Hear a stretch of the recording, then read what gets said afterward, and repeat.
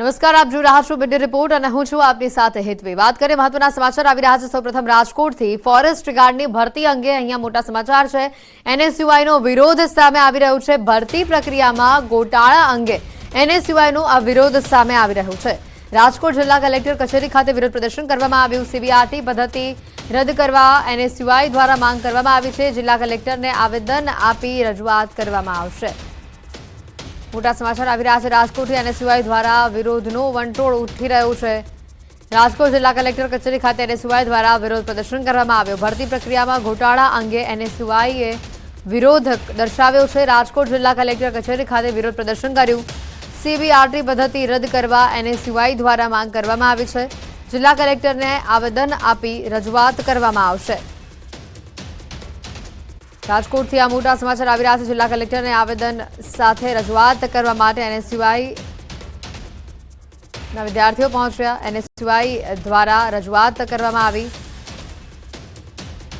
એનએસયુઆઈનો આ વિરોધ જે સામે આવી રહ્યો છે। ભરતી પ્રક્રિયામાં ગોટાળા અંગે એનએસયુઆઈ દ્વારા વિરોધ પ્રદર્શન કરવામાં આવ્યું। રાજકોટ જિલ્લા કલેક્ટર કચેરીની બહાર આ વિરોધ પ્રદર્શન કરવામાં આવ્યું। મોટી સંખ્યામાં એનએસયુઆઈના કાર્યકરો અહીંયા ઉમટ્યા હતા। જિલ્લા કલેક્ટરને આવેદન વિરોધ કરવામાં આવ્યો હતો ને જેને લઈને અત્યારે જે રીતના સીધા દ્રશ્યો જોઈ શકો છો કે પોલીસ દ્વારા જે છે અત્યારે અટકાયત કરવામાં આવી રહી છે।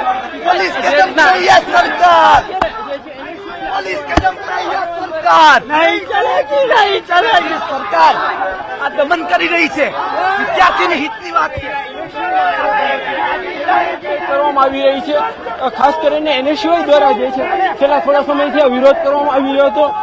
એનએસયુઆઈના આગેવાન છે તેમની એવી માંગ હતી કે ક્યાંક ને ક્યાંક જે છે અત્યારે પરીક્ષા રદ કરવામાં આવે, જે રીતના પરીક્ષા રદ કરવામાં આવે તેવી માંગ કરવામાં આવી હતી। ખાસ કરીને જે રીતના જે છે રાજકોટ શહેરમાં જે રીતના અત્યારે એનએસયુઆઈના આગેવાન છે, પ્રમુખ છે, આપણે એમની સાથે પણ વાત કરવાનો પ્રયાસ કરીશું।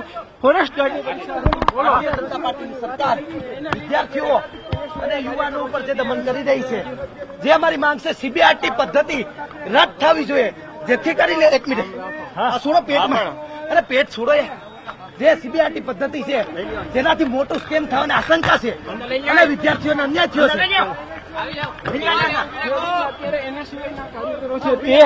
અત્યારે જે છે એની અટકાયત કરી દેવામાં આવી છે। તમામ એનએસયુઆઈના કાર્યકરો છે તેમની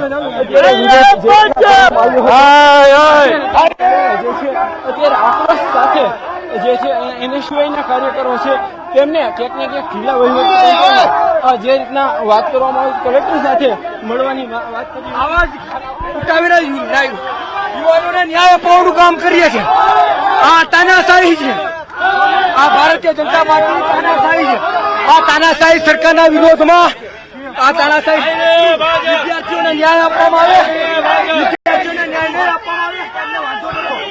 જે સીબીઆરટી પદ્ધતિ રદ કરવાની માંગ છે, આ સરકારે સીબીઆરટી પદ્ધતિ રદ કરવી પડશે। જે રીતના વાત કરવામાં આવે તો એનએસયુઆઈનો કાર્યકર છે તે અત્યારે ઉપર ચડી ગયો છે, બસની ઉપર ચડી ગયો છે। સીધા દ્રશ્યો જોઈ શકો છો, અત્યારે બસ ઉપર છે તેમની જે છે તે એનએસયુઆઈના કાર્યકર છે તે બસ ઉપર ચડીને વિરોધ કરી રહ્યો છે। તો પોલીસ દ્વારા જે રીતના બસ ઉપર ચડ્યા યુવાનને અત્યારે નીચે ઉતારવામાં આવી રહ્યો છે।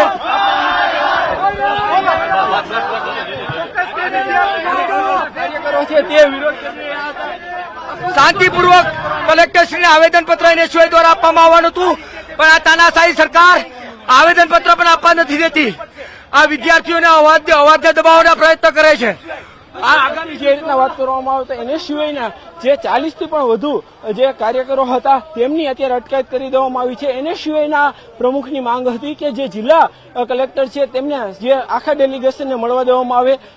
જે 6 મહિના પહેલા ફોરેસ્ટની પરીક્ષા લેવાઈ હતી, આ પરીક્ષામાં ગેરરીતિ થઈ હોવાનો આક્ષેપ જે છે એનએસયુઆઈના કાર્યકરો કરી રહ્યા હતા, ઉગ્ર વિરોધ પ્રદર્શન કરી રહ્યા હતા। જોકે અંતે તમામ વિરોધ કરી રહેલા એનએસયુઆઈના કાર્યકરો છે તેમની અટકાયત પોલીસ દ્વારા કરવામાં આવી છે। જી બિલકુલ હાર્દિક, કહી શકાય કે જે રીતના દ્રશ્યો સામે આવ્યા છે, સીબીઆરટી પદ્ધતિ રદ કરવાની તેઓએ જે માંગ કરી છે, હવે જો આ માંગને નહીં સાંભળવામાં આવે, નહીં સ્વીકારવામાં આવે તો એનએસયુઆઈ આગળ શું કરશે તેને લઈને કોઈ તેઓએ વાત કરી? અત્યારે તો તેઓને અટકાયત કરી લેવામાં આવી છે।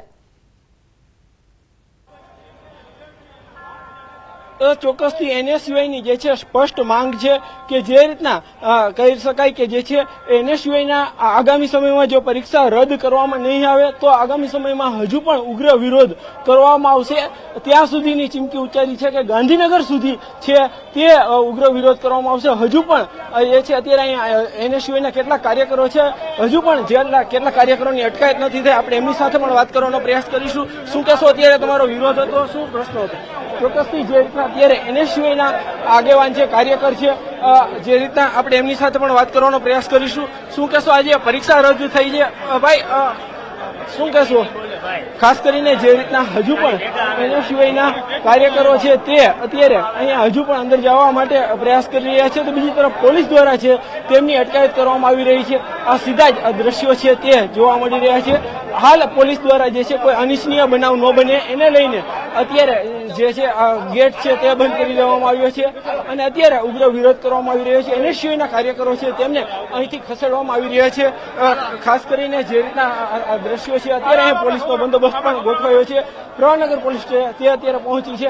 અનેક કાર્યકરો છે તેમની અટકાયત કરવામાં આવી છે. કેટલાક કાર્યકરો છે તેમને અત્યારે અટકાયત કરીને લઈ જવામાં આવ્યા છે. તો બીજી તરફ કોઈ અનિચ્છનીય બનાવ ન બને એને લઈને જે છે અત્યારે અહીંયા પીઆઈ સહિતના જે અધિકારીઓ છે તે પહોંચ્યા છે. સાહેબ, કેટલા લોકોની અટકાયત કરી છે? 6 લોકોની અટકાયત કરી છે અત્યારે, અને બાકી બધા યુવાનો નીકળી ગયા છે અહીંયાથી. સર, આ યુવાનોની માંગ શું હતી? મેઇન જે ફોરેસ્ટની ભરતી બાબતમાં રજૂઆત કરવાની હતી ને એ બાબતમાં કલેક્ટર કચેરીને એમણે ઘેરાવ કરેલો હતો. સાહેબ, ખાસ કરીને બધા યુવાનો છે તેમને કંઈક અંદર પ્રવેશવાનું હતું, પણ આપના દ્વારા કેટલા લોકોને પ્રવેશનું કીધું? 10 લોકો માટે વાત કરેલી હતી કે કાયદો અને વ્યવસ્થા જળવાય એના માટે 10 લોકોને કહેલું હતું, પણ તમામ લોકો જવા ઈચ્છતા હતા. કાયદો અને વ્યવસ્થા જળવાઈ રહે, કોઈ અનિચ્છનીય બનાવ ના બને એના માટે થઈ અને વિદ્યાર્થીઓ પોતાની માગ પર અડગ રહેતા જે આંદોલન કરતા હતા એમને અટકાયત કરવામાં આવી છે. અત્યારે સર અહીં કેવો બંદોબસ્ત છે? અત્યારે છે તમામ સ્ટાફ આપણે 25 લોકોનો બંદોબસ્ત છે પ્રવાનગર પોલીસ સ્ટેશનમાં. જે રીતના વાત કરવામાં આવે તો અત્યારે અહીંયા જે છે તમામ બિલકુલ હાર્દિક આભાર. તો જે રીતના દ્રશ્યો સામે આવી રહ્યા છે એનએસયુઆઈનો વિરોધ અહીંયા સામે આવી રહ્યો છે. વધુ સમાચાર આવી રહ્યા છે ખેડાથી. ખેડાના બમરોલીમાં કપિરાજનો આતંક સામે આવ્યો છે, કારણ કે ગામમાં 25 થી વધુ લોકો આ કપિરાજના આતંકથી ઘાયલ થયા છે. કપિરાજના આતંકથી ગામ લોકોમાં હાલ ફફડાટનો માહોલ છે. 7000ની વસ્તીવાળા આ ગામમાં છેલ્લા 1 મહિનાથી કપિરાજોએ રીતસરનો આતંક મચાવ્યો છે. કપિરાજના આતંકના કારણે લોકો ઘરમાં પુરાઈ રહેવા મજબૂર બન્યા છે.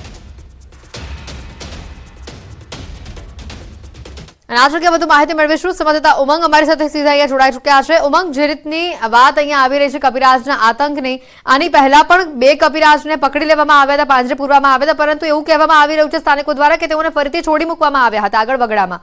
હાલ શું પરિસ્થિતિ છે અહીંના લોકોની? ચોક્કસથી હેતવી, જ્યારે ગ્રાઉન્ડ ઝીરો પર ન્યૂઝ 18 ગુજરાતીની ટીમ પહોંચી ત્યારે અહીંના લોકોની વેદના જાણે. અહીં આગળ 2000 થી વધુ કપિરાજનો આતંક છેલ્લા 1 મહિનાથી છે, પરંતુ છેલ્લા 4-5 દિવસથી આ કપિરાજો ક્યાંક ને ક્યાંક હુમલો કરી રહ્યા છે. જો તેઓને કોઈ ખાવાનું ના આપે તો હુમલો કરી રહ્યા છે અને કપિરાજના કારણે લોકો હેરાન પરેશાન થઈ ગયા છે. આપણી સાથે એના સ્થાનિક જ જોડાયા છે, તેમની સાથે વાત કરીશું. કાકા, કેવા પ્રકારની મુશ્કેલી પડી રહી છે? નાના નાના બાળકો સ્કૂલે જતા હોય, નિશાળ જતા હોય, ત્યારે એમને મૂકવા જવું પડે, એમને વાલીઓને પાછા લેવા જવું પડે. અચાનક ઝાડ ઉપર બેસી રહેલા હોય, કોઈ ઘાસચારો હોય એમાં સંતાઈ રહેલા હોય અને હુમલો કરે. આપણને ખ્યાલ હોતો જ નથી કે ક્યારે વાદળો આપણી પર હુમલો કરશે, અને કરડે છે એટલે ભયાનક કરડે છે.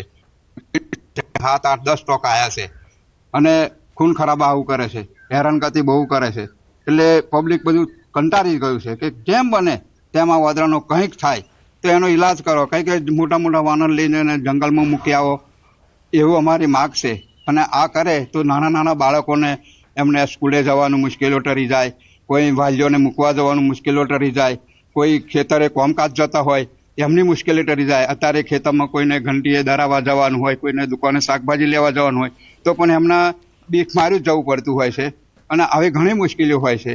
એટલે જેમ બને તેમ મારે એવું કહેવું છે કે આ વાંદરો છે, એ વાંદરોને લઈ જઈ અને કોઈ જંગલમાં છોડી દો એવી મારી માગ છે. બિલકુલ હેતવી, બીજી બાજુ પણ દ્રશ્યો બતાવીશ કે જે પ્રકારે તમે જોઈ રહ્યા છો કેમેરાની અંદર કે જે વાનરો છે તે ક્યાંક ને ક્યાંક જે નિવાસી વિસ્તારની અંદર જ આ આતંક મચાવી રહ્યા છે. મહત્વની વાત કરવામાં આવે તો જે ગ્રામજનો છે તેમની સાથે વાત કરતા જાણવા મળ્યું હતું કે અહીંયા આગળ અંદાજિત 8 થી 10 ટોળા છે। બામરોલી ગામની વાત કરું તો બામરોલી ગામની અંદર અલગ અલગ વિસ્તારો પાયા વિસ્તારમાં લોકો રહેઠાણ કરતા હોય છે અને પોતાની ખેતી કરતા હોય છે। અત્યારે સિઝન હોય જે ખેડૂતો જ્યારે પોતાનું ખેતરમાં જ્યારે ડાંગર રોપણી બાદ બપોરમાં ભાસું કરવા માટે જ્યારે બેસે છે તે દરમિયાન આ વાનરો તેનું ખાવા પડવા માટે તેમની પર હુમલો કરી દે છે। કેટલાક લોકોને 10 ટાકા આવ્યા છે તો કેટલાક લોકોને 15 થી 20 જેટલા ટાકા પણ અત્યારે આ કપિરાજના લીધે આવ્યા છે અને જેના કારણે જ અહીંના લોકોની એક જ માંગ છે કે ફોરેસ્ટ વિભાગ દ્વારા અલગ અલગ ટીમો બનાવી આ વાનરોને પકડીને ક્યાંક અહીંથી દૂર ખસેડવામાં આવે તો જેથી તેમની આ જે આતંક જે મચાવી રહ્યા છે તે સમસ્યા હલ થાય। જીએચવી બિલકુલ ઉમંગ, આભાર માહિતી બદલ। ખેડાથી આ દ્રશ્યો સામે આવી રહ્યા છે। કપિરાજના આતંકથી અહીંના રહેવાસીઓ ત્રાહિમામ પુકારી ઉઠ્યા છે।